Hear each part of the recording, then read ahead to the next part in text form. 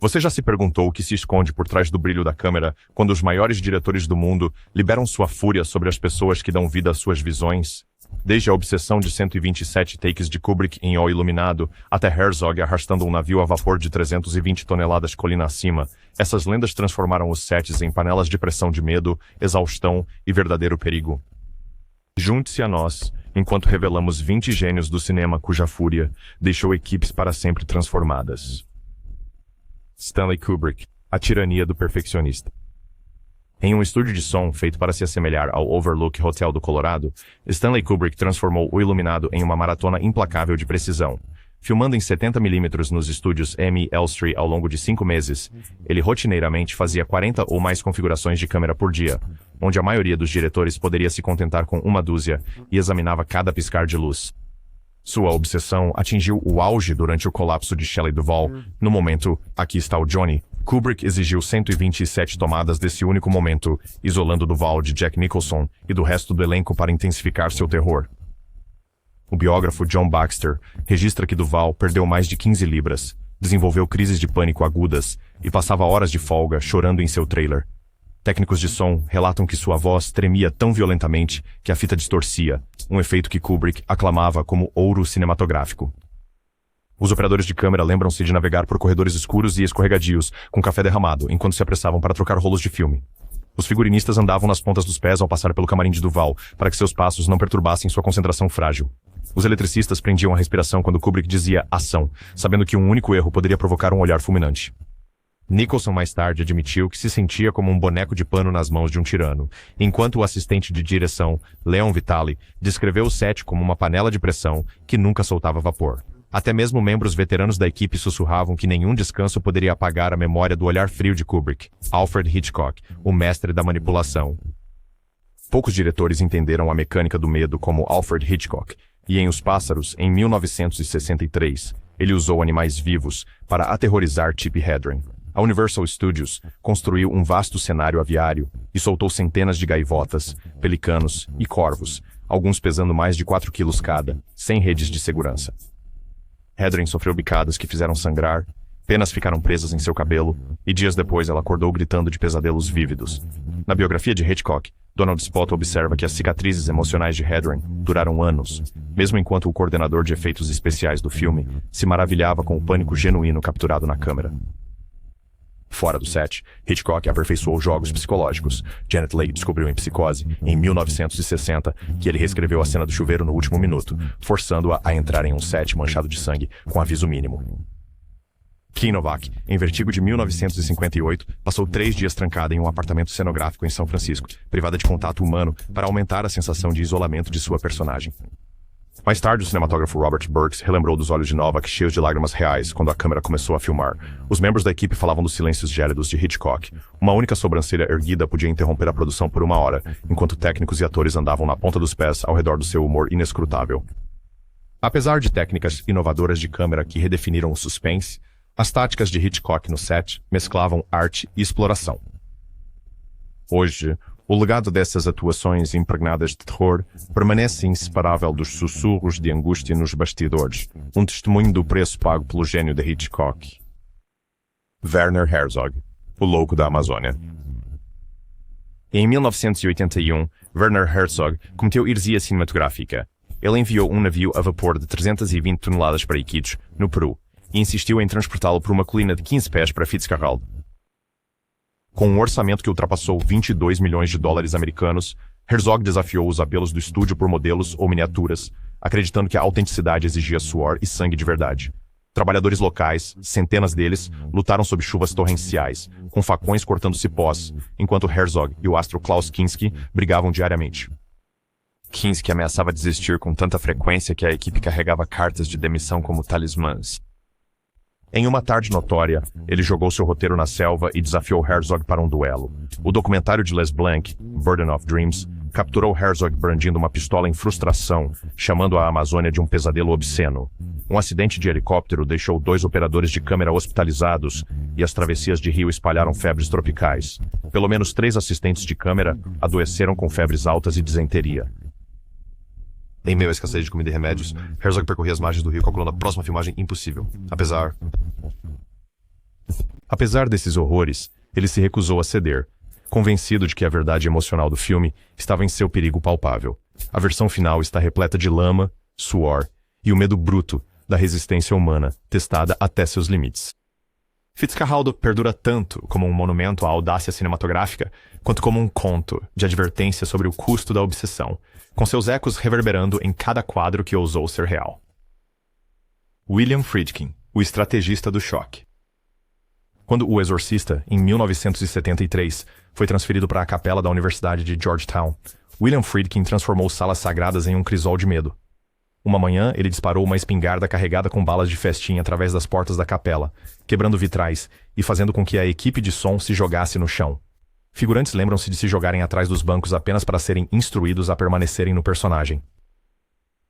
Para a cena de levitação, Ellen Burstyn foi amarrada em um arnês ligado a uma polia. Durante o ensaio, um cabo quebrou e a lançou contra o teto, deixando-a com danos crônicos na coluna que os médicos mais tarde disseram que talvez nunca se curasse totalmente. A lenda da maquiagem, Dick Smith, observou que vários membros da equipe se recusaram a trabalhar dias seguidos, citando ataques de ansiedade e insônia. Os bombeiros locais foram chamados repetidamente após alarmes falsos desencadeados por tiros fora da câmera. E os registros sindicais mostram pelo menos 3 reclamações por horas extras não pagas quando técnicos de iluminação reinstalaram adereços quebrados. A defesa de Friedkin foi a calibração psicológica, um termo que ele usava para justificar tapas surpresas e comandos gritados momentos antes da ação. O resultado é um filme inquietante cujo realismo deve tanto aos métodos voláteis de Friedkin quanto à imagem demoníaca do roteiro.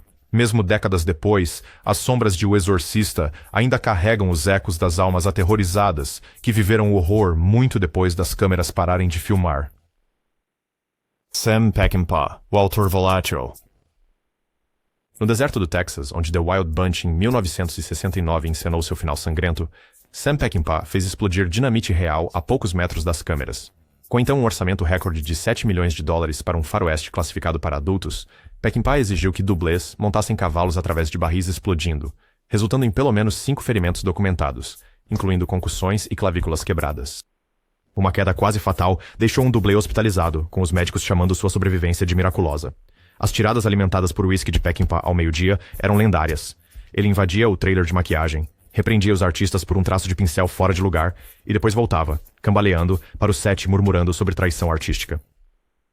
O diário do assistente de direção Frank Arrigo registra um dia em que Peckinpah demitiu todo o departamento de adereços por não prever uma carga explosiva que falhou, apenas para recontratá-los 1 hora depois sob ameaça de substituição. Os produtores ameaçaram cortar o financiamento devido aos atrasos, mas Peckinpah se recusou a cortar um único quadro do que ele considerava determinação genuína. Quando a cópia final estreou, o público presenciou uma sinfonia operática de violência. Contudo, por trás de cada espirro de sangue havia uma contusão no corpo de alguém, e a lembrança de um diretor que acreditava que a autenticidade só poderia ser forjada através do perigo vivido. Otto Preminger, o tirano da velha Hollywood. Em um estúdio movimentado da Paramount em 1958, os passos de Otto Preminger ecoavam como um tambor, anunciando nuvens de tempestade iminente.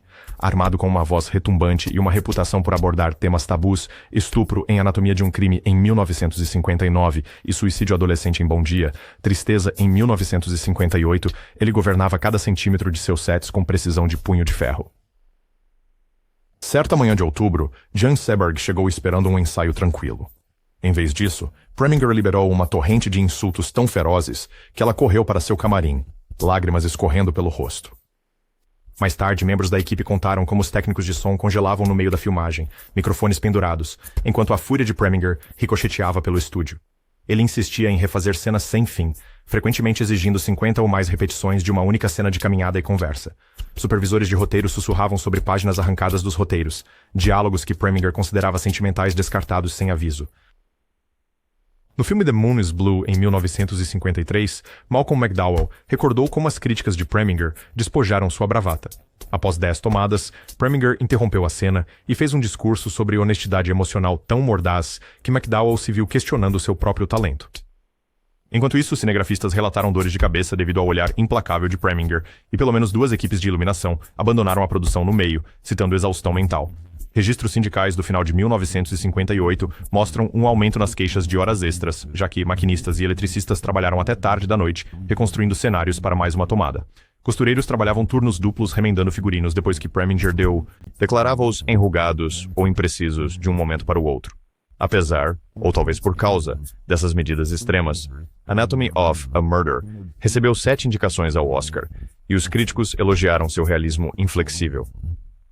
No entanto, por trás da aclamação, o set de lei estava repleto de nervos à flor da pele e egos feridos, um testemunho da crença de Preminger de que o caminho para a verdade cinematográfica era pavimentado com intimidação em vez de colaboração. Orson Welles, a volatilidade do visionário. Um único holofote no backlot da RKO em 1940 foi tudo que Orson Welles precisou para transformar o vasto estúdio em seu ateliê pessoal de maravilhas e terrores.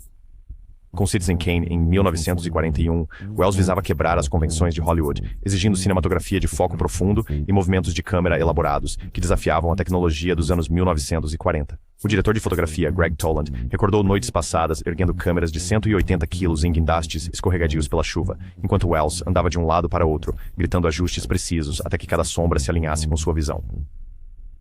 O temperamento de Welles era tão lendário quanto sua criatividade. Quando um eletricista errou o trilho de uma câmera por poucos centímetros, Welles lançou seu roteiro pelo palco de som, parando a produção por horas, enquanto os assistentes rearranjavam a iluminação em silêncio. Ele reescrevia diálogos em guardanapos e corria entre os sets para entregar novas falas, forçando os atores a memorizar o texto novo em minutos. Executivos do estúdio, alarmados com os custos crescentes, Kane acabou excedendo em 25% o seu orçamento de $840 mil, ameaçaram retirar o financiamento. Em resposta, Welles orquestrou uma manobra à meia-noite. Ele incendiou um palco em miniatura sem notificar o corpo de bombeiros, capturando o pânico real no filme, mas recebendo severas reprimendas fora das câmeras. Apesar dessas táticas que induziam o caos, Cidadão Kane surgiu como um marco na linguagem cinematográfica, com visuais intrincados nascidos das demandas intransigentes de Welles. No entanto, o resultado foi amargo. Welles entrou em conflito com a RKO sobre os direitos de edição final, uma batalha que levou o estúdio a cortar cenas cruciais e manchar a reputação de Welles. Rotulado como incontrolável, ele se viu exilado do sistema de estúdios de Hollywood, seu gênio ofuscado pela memória da fúria que desencadeou em busca da arte. Francis Ford Coppola, o gênio demoníaco. Nas selvas tropicais de Luzon, Filipinas, Apocalipse Now, de Francis Ford Coppola, em 1979, tornou-se um pesadelo de produção digno de seu próprio filme. O que começou como uma empreitada de $12 milhões aumentou para mais de 30 milhões, à medida que tufões destruíam os cenários e pesadelos logísticos se acumulavam. Extras dormiam em tendas alagadas, segurando câmeras sob as chuvas de monção, enquanto geradores excedentes militares falhavam sob o peso da ambição de Coppola. No 23º dia, Martin Sheen desmaiou por causa de um ataque cardíaco em seu bunker. Em vez de interromper a produção, Coppola filmou o delírio de Sheen e o incorporou à narrativa, borrando as linhas entre a atuação e o trauma real. Marlon Brando chegou 15 semanas atrasado e mais de 200 libras mais pesado do que o roteiro, levando Coppola a descartar páginas e improvisar cenas em torno dos monólogos improvisados de Brando. O estado mental do diretor se desgastou sob pressão. Jornalistas relataram ter ouvido Coppola sussurrar: "Estou enlouquecendo", para uma câmera na sala de edição, momentos depois imortalizado no documentário Corações das Trevas. Extras lembram-se da constante vibração de tensão. Os habitantes locais recrutados como atores olhavam desconfiados para os membros da equipe, sem saber se as explosões eram roteirizadas ou reais. No que a fumaça se dissipou, Apocalypse Now estreou com aclamação da crítica seus visuais alucinatórios e dissidência moral capturando o zeitgeist de uma América pós-Vietnã. No entanto, o poder do filme é inseparável do caos enfrentado para criá-lo. Uma descida à loucura espelhada em ambos os lados da câmera, onde cada gota de suor e sangue tornou-se parte da angustiante obra-prima de Coppola. Terry Gilliam, o perfeccionista anárquico. Quando o Brasil chegaram aos estúdios Pinewood, os executivos da Warner Bros. Estavam em aberta revolta. O orçamento havia dobrado e Terry Gilliam se recusava a ceder em um único detalhe burocrático. Ele transformou o set em um labirinto kafkiano, com canos soltando vapor, fileiras intermináveis de armários de arquivo e máscaras grotescas alinhando cada corredor. Os editores relataram que Gilliam aparecia às 2 da madrugada com anotações rabiscadas, exigindo novos cortes imediatos. Ele andava pela sala de edição, brandindo pilhas de páginas manuscritas até que sua visão fosse realizada. No set, as filmagens maratonas eram normais. Uma única sequência no saguão do Ministério da Informação levou 72 horas seguidas, sem pausas programadas para comer ou dormir. As equipes de suporte trabalharam sob um calor escaldante, sob sistemas de iluminação opressivos, e registros sindicais mostram várias queixas apresentadas por horas extras não pagas. Quando os advogados do estúdio ameaçaram e para interromper a produção, Gilliam se trancou em seu escritório por 3 dias, saindo apenas para anunciar que tinha reeditado todo o filme, desafiando efetivamente o estúdio a contestar sua autoridade. Caos semelhante eclodiu em Time Bandits em 1981, onde restrições orçamentárias geraram discussões acaloradas sobre miniaturas e custos de danos a adereços. Apesar, ou por causa dessas batalhas, Brasil acabou conquistando elogios da crítica por seu design visionário e tom satírico. O humor negro e a crítica distópica do filme permanecem como um monumento aos padrões intransigentes de Gilliam e às equipes que suportaram sua busca incansável pela anarquia. Michael Cimino, o perfeccionista arrogante. Em 1979, Michael Cimino convenceu a United Artists a financiar Heaven's Gate em 1980, com um orçamento sem precedentes de 44 milhões de dólares, prometendo um épico faroeste para rivalizar com qualquer outro na história. Edifícios reais surgiram no local. 3.000 trajes autênticos foram criados e centenas de cavalos foram adquiridos a um grande custo. No entanto, a megalomania de Cimino transformou as filmagens em uma saga de excessos. Ele exigiu 40 tomadas de uma única cena de carruagem em movimento, repreendendo os operadores por um único grão de sujeira fora do lugar. Os figurantes suportavam dias de 12 horas em 100 graus Fahrenheit de calor, apenas para Cimino rejeitar as filmagens e pedir refilmagens ao amanhecer. Registros de produção revelam excessos diários de 100 mil dólares, levando executivos da UA a descerem ao set, um ato que Cimino recebeu com desprezo aberto, encenando um julgamento simulado dos chefes do estúdio em seu trailer. Quando o filme finalmente estreou, foi duramente criticado por críticos e pelo público, arrecadando apenas 3 milhões de dólares no seu primeiro mês. O desastre financeiro levou a United Artists à falência e efetivamente encerrou a carreira de Cimino. Os membros da equipe lembram-se da filmagem como um acidente de trem em câmera lenta, onde a ambição eclipsou qualquer preocupação com segurança, cronogramas ou sanidade. No entanto, mesmo entre os destroços de sua queda, a insistência de Cimino na autenticidade entregou vastas paisagens e detalhamento meticuloso de época, imagens que permanecem muito tempo depois de a lenda do colapso do filme ter desaparecido. John Ford, o sádico de chapéu de cowboy. Uma rajada de vento solitária varreu o Monument Valley, carregando a poeira e a tensão de um set sob o domínio de ferro de John Ford. No tempo das diligências de 1939 e novamente em Rastros de Ódio de 1956, Ford transformou Red Rock Butches em um campo de provas tanto para atores quanto para a equipe. Os figurantes eram contados às centenas, os figurinistas às dezenas, e cada técnico sentia o peso do olhar de Ford antes de uma única cena ser filmada. Em uma tarde escaldante, Ford ordenou que um jovem assistente de direção montasse um cavalo arisco através de um leito de riacho seco. Quando o homem hesitou, Ford rugiu: "Controle o garanhão ou saia do meu set." Um desabafo que reduziu o assistente às lágrimas. Nesse mesmo dia, caminhões de equipamentos permaneceram parados sob o sol, enquanto Ford repreendia a equipe de iluminação por causa de uma única lâmpada faltando. E então os recontratou no ato, com a ressalva de que trabalhassem durante a noite sem pagamento de horas extras. Maureen O'Hara, a frequente protagonista dos filmes de Ford, mais tarde relembrou o dia em que ele a chamou de repolho passado na frente do elenco e da equipe, e depois a ignorou por horas, até que ela desabou. O biógrafo Tag Gallagher descreve como as humilhações públicas de Ford eram deliberadas. Ele acreditava que o medo gerava disciplina. Figurinistas corriam para consertar figurinos rasgados entre as filmagens, enquanto eletricistas andavam na ponta dos pés pelo set para evitar chamar sua atenção. Quando uma única planta roladora flutuou no quadro, Ford interrompeu a produção, gritando para que o departamento de adereços a perseguisse e removesse manualmente, apesar do calor de 100 graus. Registros sindicais de 1956 mostram múltiplas queixas apresentadas por operadores de câmera devido a horas extras não pagas, todas ligadas à insistência de Ford na autenticidade até a última folha de grama. Apesar do impacto físico e emocional, as imagens que ele capturou, figuras estoicas emolduradas contra o céu infinito, tornaram-se ícones do gênero western. Essas estradas poeirentas e horizontes varridos pelo vento permanecem inseparáveis da visão inflexível de Ford, um legado tão duradouro quanto a própria rocha vermelha. Elia Kazan, o mestre dos fantoches da dor. Uma quietude assustadora tomou conta do estúdio de som em Nova Orleans sempre que Elia Kazan chegava, roteiro em mãos e olhos à procura de imperfeições. Durante as filmagens de 1951 de Uma Rua Chamada Pecado, Kazan explorou as conhecidas lutas de Vivien Leigh com transtorno bipolar, encurtando intervalos e forçando repetições de cenas, até que sua voz tremesse com verdadeiro sofrimento. Em Uma Noite Notória, Leigh completou 42 tomadas de seu famoso grito, Stella. No final, seus joelhos cederam, e ela desabou nos braços de Kazan, chorando tanto no personagem quanto fora dele. Os membros da equipe sussurravam que o colapso de Lei era em parte um testemunho da mesma abordagem do método. Ele via o colapso emocional como a matéria-prima da atuação.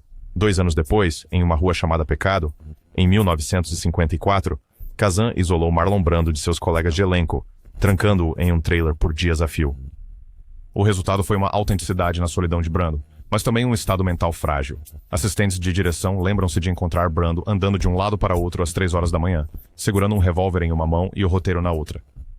As exigências de Kazan se estendiam além dos atores. Ele interrompeu as filmagens por 1 hora, quando um iluminador não pendurou uma luz exatamente a 15 pés e 3 polegadas acima do chão, uma medida que ele mesmo havia calculado para capturar uma sombra precisa na bochecha de Brando. Vários cinematógrafos recusaram-se a trabalhar novamente com Kazan, citando exaustão emocional, e um ajudante de câmera solicitou licença médica após desenvolver insônia crônica. Apesar desses métodos, os filmes de Kazan ganharam vários Oscars e mudaram para sempre a técnica de atuação, solidificando o realismo influenciado pelo método como um marco cinematográfico. Suas manipulações produziram performances que continuam a assombrar as telas, mesmo enquanto as memórias de sua crueldade no set desvaneceram no folclore de Hollywood. David Lean, o maestro de mão de ferro. Altas nas dunas varridas pelo vento de Wadi Rum, Jordânia, David Lean orquestrou sequências para Lawrence da Arábia que eram tão implacáveis quanto o próprio deserto. Lean insistiu em filmar ao meio-dia para capturar sombras marcantes, ignorando os avisos da equipe sobre insolação e desidratação. Em uma tarde escaldante, Peter O'Toole desabou com costelas quebradas após uma sequência a cavalo ser ordenada a ser repetida 3 vezes nas areias movediças. Os paramédicos, obrigados a navegar por milhas de terreno rochoso, chegaram e encontraram O'Toole consciente, mas mal conseguindo se manter em pé. Em 1965, o perfeccionismo de Lean já havia se deslocado para o norte, para o Ártico finlandês, para Dr. Zhivago. As temperaturas caíram abaixo de menos 20 graus Fahrenheit. Ainda assim, Lean exigia campos de neve imaculada, rejeitando qualquer cena que mostrasse pegadas. Figurantes, vestidos com trajes de época inadequados para os ventos abaixo de zero, sofreram queimaduras do frio na pele exposta. Um assistente de figurino teve uma mão congelada que precisou de degelo cirúrgico. O silêncio característico de Lean era tão punitivo quanto suas palavras. O diretor de fotografia Freddie Young contou sobre Lean ficando imóvel por 5 minutos após um desalinhamento da lente, para então desferir uma torrente de críticas que ecoou através da planície congelada. A recusa de Lean em fazer concessões levou as equipes à exaustão, mas resultou em 2 dos épicos mais visualmente deslumbrantes da história do cinema. Hoje, as paisagens amplas e composições impecáveis permanecem como testemunhos de seu olhar inflexível e das condições difíceis que seus colaboradores enfrentaram para realizar sua visão. George Stevens, o tirano silencioso. Entre os campos dourados de trigo da Califórnia, George Stevens reinava em quase silêncio. Sua presença sobrancelha mais intimidadora do que qualquer voz elevada. Em Um Lugar ao Sol, Stevens despediu 2 dúzias de membros da equipe por erros triviais. Um operador por uma trilha de dolly irregular, outro por um fundo amarrotado. Cada dispensa ocorreu sem aviso, deixando carpinteiros e eletricistas parados, até que substitutos pudessem ser chamados. Sua insistência na verdade emocional levou a dias trancados em silêncio total no set, sem música, sem rádio, nem mesmo uma conversa sussurrada, forçando todos a se concentrarem apenas no storyboard de Stevens. Durante a extensa produção de Giant, as tensões chegaram ao auge quando James Dean desafiou Stevens sobre a motivação do personagem. Stevens respondeu afastando Dean por 1 semana, recusando-se a filmar os close-ups dele até que ele pedisse desculpas. A supervisora de figurino, Irene Lentz, posteriormente recordou que os longos silêncios de Stevens pareciam uma arma carregada, com até o clique de um interruptor de luz atraindo seu olhar severo. As refilmagens resultantes dobraram o cronograma, fazendo os orçamentos dispararem e o moral despencar. Apesar dessas medidas draconianas, Giant alcançou sucesso crítico e comercial. Sua narrativa panorâmica foi elogiada pela profundidade emocional e maestria técnica. No entanto, por trás de cada tomada impressionante havia uma equipe cuja paciência foi testada pela vigilância sombria de Stevens. Um lembrete de que a perfeição, muitas vezes, vem ao custo do conforto humano. Richard Brooks, o executor da disciplina. Do quente delta do Mississippi às desoladas planícies do Kansas, Richard Brooks exerceu autoridade como um bisturi de cirurgião. Engata em teto de zinco quente, Brooks repreendeu Elizabeth Taylor por mostrar muita vulnerabilidade como Maggie, exigindo um tom mais duro que levou a uma tensa confrontação, reduzindo Taylor às lágrimas. Ele repreendeu o co-estrela Paul Newman por pequenas improvisações, declarando que cada sílaba deve ser a minha sílaba. 9 anos depois, a adaptação de Brooks, em 1967, de A Sangue Frio levou o realismo a novos extremos ao contratar ex-presidiários reais como figurantes. Atores descreveu dias em que eles não podiam dizer se um grito era roteirizado ou uma ameaça genuína. Brooks exigia até 30 tomadas de simples trocas de diálogo, cada vez aproximando a câmera mais e mais, até os atores se sentirem sufocados por seu olhar. Na sala de edição, Brooks remontava sequências durante a noite, chegando ao amanhecer para exigir novas montagens, um ciclo interminável de criação e destruição. Apesar, ou por causa de sua abordagem intransigente, os filmes de Brooks receberam aclamação da crítica por sua representação implacável da fragilidade humana. Seus métodos disciplinados produziram atuações gravadas na memória, mesmo que muitos colaboradores jurassem nunca mais suportar tal controle rigoroso. Cada quadro do trabalho de Brooks carrega a marca de sua busca incessante pela autenticidade, um testemunho de um diretor que mediu a arte na moeda da disciplina. D.W. Griffith, o perigo do pioneiro. Muito antes das regulamentações modernas de segurança, D.W. Griffith tratava o campo de batalha como uma tela e suas equipes como cobaias voluntárias. Em O Nascimento de uma Nação, em 1915, Griffith reuniu mais de 3.000 figurantes para reencenar confrontos da Guerra Civil com cargas de cavalaria reais e efeitos pirotécnicos emprestados de corpos de bombeiros locais. Faltando protocolos padronizados para dublês, cavaleiros eram rotineiramente derrubados por montarias em pânico, e granadas de fumaça, carregadas com químicos da época, falhavam, lançando fragmentos nos espectadores. Um carpinteiro sofreu uma concussão quando uma carga mal posicionada detonou prematuramente. Dezenas mais sofreram queimaduras ou membros quebrados.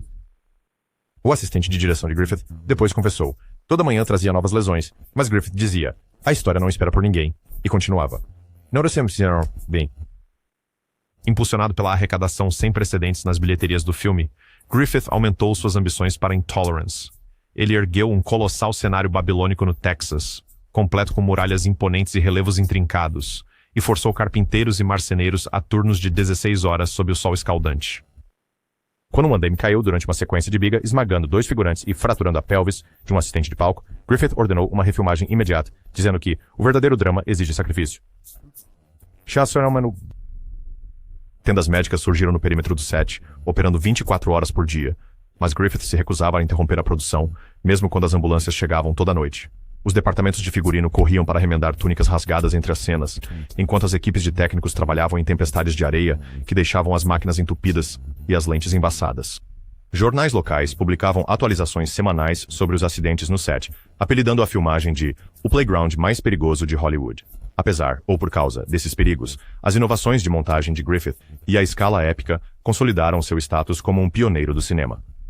Seus filmes introduziram complexidade narrativa e edição dinâmica na produção de longas-metragens, mas a um custo humano impressionante. Muitos membros da equipe deixaram a indústria definitivamente, jurando nunca mais participar de outro grande espetáculo. O legado de Griffith, portanto, permanece como tanto uma pedra angular do cinema, quanto uma advertência sobre a ambição, não controlada pela preocupação com o bem-estar humano. Sergio Leone, o mestre do minimalismo. Sob o sol escaldante da Itália, Sergio Leone esculturava poeira e silêncio em tensão operática. Para Era uma Vez no Oeste, ele escolheu remotas planícies espanholas, onde as temperaturas ultrapassavam 43 graus Celsius e a água era racionada. Extras que interpretavam moradores da cidade dormiam em tendas de lona furadas, seus trajes encharcados de suor e poeira. Supervisores de figurino voltavam a desgastar as roupas entre as cenas para preservar a vida útil e a autenticidade do filme. A direção de Leone era famosa por ser econômica em palavras, mas exuberante em expectativa. Ele comunicava-se por meio de acenos deliberados e gestos apontados, compelindo atores e equipe a decifrarem sua visão em dezenas de ensaios silenciosos. Uma sequência notória exigiu que Henry Fonda, escalado como um vilão assustador, cavalgasse através de uma tempestade de poeira fabricada. Leone pediu 5 tomadas completas, porque a poeira devia girar como fantasmas, forçando o animal e o cavaleiro a suportarem nuvens sufocantes e ventos ardentes. Os técnicos de suporte instalaram ventiladores industriais para criar o vórtice giratório, apenas para Leone rejeitar as filmagens em que a cauda do cavalo não tinha sujeira suficiente. Enquanto isso, os técnicos de som enfrentaram o ruído do vento que tornava várias tomadas inutilizáveis, levando Leone a incorporar o rugido na paisagem sonora do filme como um uivo de outro mundo. Equipes de iluminação, privadas de abrigos sombreados, improvisaram refletores com folhas de alumínio, enquanto operadores de câmera erguiam equipamentos Panavision sobre terreno rochoso para tomadas panorâmicas. Quando uma chuva repentina ameaçou lavar o solo cuidadosamente preparado do set, Leone insistiu em capturar o momento, ordenando à equipe que filmasse enquanto a chuva transformava a poeira em lama. As imagens resultantes, uma paisagem da cidade transformada pelo clima e tempo, tornou-se emblemático do oeste mítico de Leone. O diálogo minimalista de Leone e suas demandas maximalistas moldaram uma poesia visual que redefiniu o spaghetti western. Seu legado duradouro reside na quietude épica de seu quadro.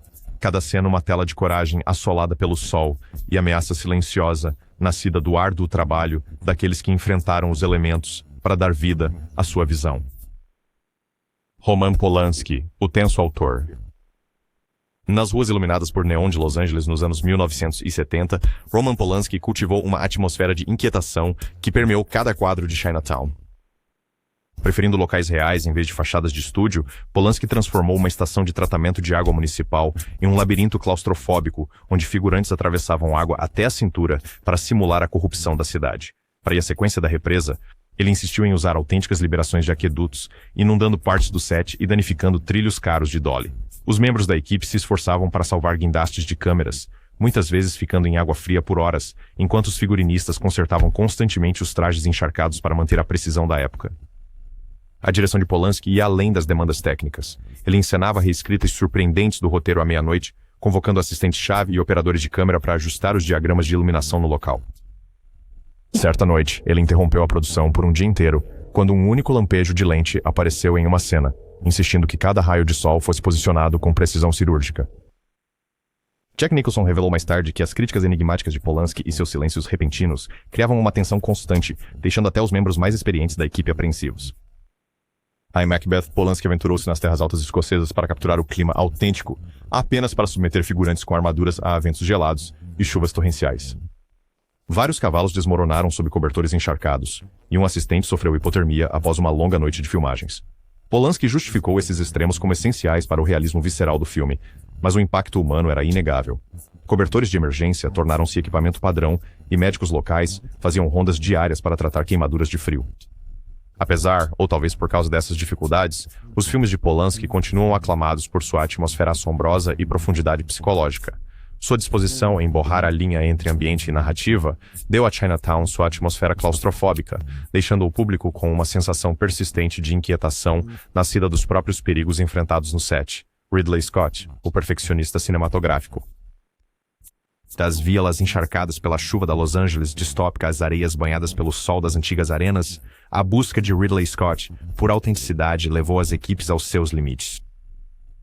Em Blade Runner, em 1982, a equipe de Scott passou semanas construindo uma paisagem urbana de neon em imensas proporções nos estúdios de Pinho, onde a umidade subiu a níveis tropicais sob equipamentos de iluminação intensivos em calor. Para o icônico monólogo Lágrimas na Chuva de Harrison Ford, Scott supostamente filmou mais de 60 tomadas, cada vez encharcando Ford e as câmeras com chuva artificial, até que cada gota fosse registrada no filme. Os eletricistas trabalharam sem parar para manter os painéis de luz piscando, enquanto os assistentes desenvolveram proteções resistentes à água para proteger as lentes sensíveis.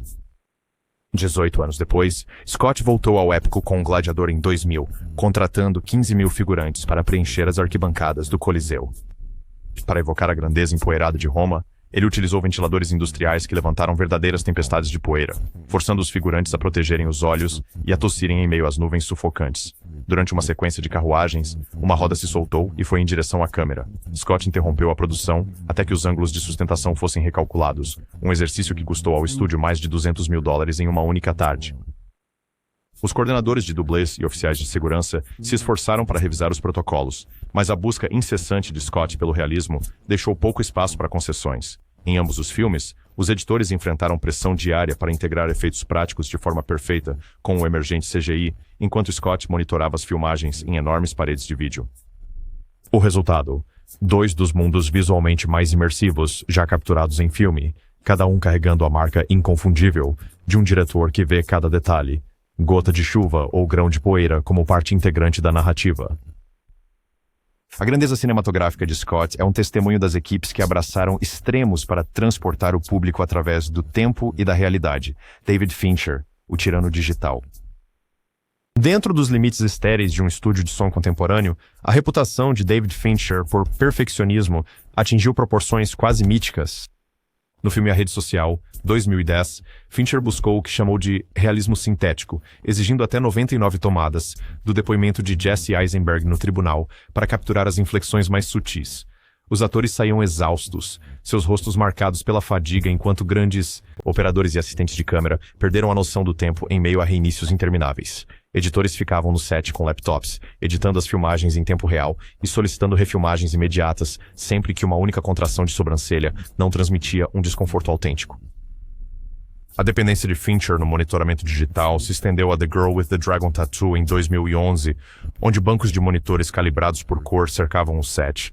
Os cinegrafistas se viam sob constante escrutínio, ajustando a composição do quadro e a temperatura de cor entre cada tomada.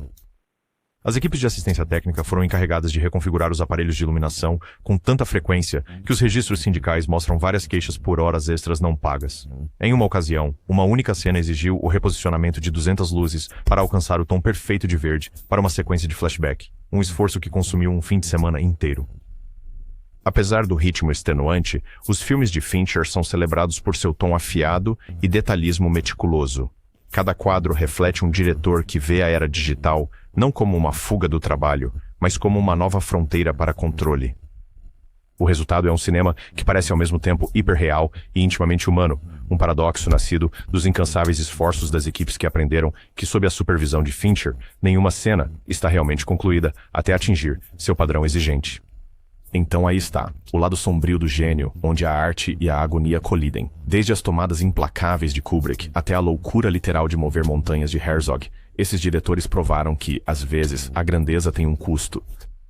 Mas sejamos honestos, você trocaria uma obra-prima por um pouco de paz no set? Se achou essas histórias tão incríveis quanto nós, aperte o botão de curtir e inscreva-se para mais mergulhos profundos nos segredos mais selvagens do cinema e deixe um comentário abaixo. De qual diretor você menos gostaria de enfrentar a fúria no set? Lembre-se, a linha entre genialidade e insanidade é mais fina do que você pensa. Continue curioso e nos vemos na próxima vez.